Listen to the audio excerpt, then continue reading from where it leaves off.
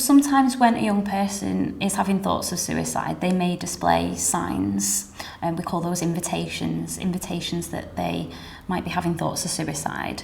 These could be physical changes. We might notice that they're losing weight, that they are tired, that they are becoming withdrawn, perhaps engaging in self-harm.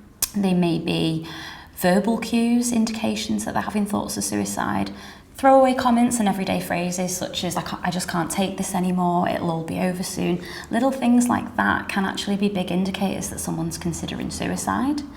They might be expressing feelings of sadness, feeling of hopelessness, but it should also be understood that it's not always a negative change.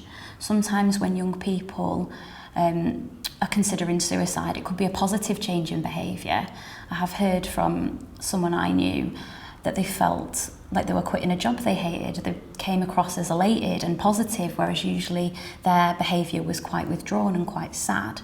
So it isn't a definitive guide as to what behaviours we should be looking out for. It's about our knowledge of that young person. If we know them, if we know how they usually present, what changes are we noticing, bad or good?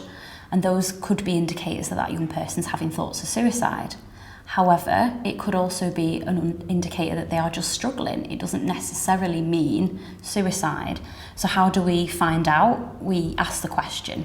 So we would always encourage anyone to ask, are you having thoughts of suicide if you're worried about a young person?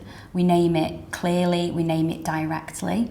And we believe that if we do that sensitively, if we do that safely, it's not going to increase their risk of having thoughts of suicide. It's not going to offend them. What it is going to do is open up a really honest conversation. And if they say no, that's okay too, but they'll know you're a safe person to come to if they do ever feel that way.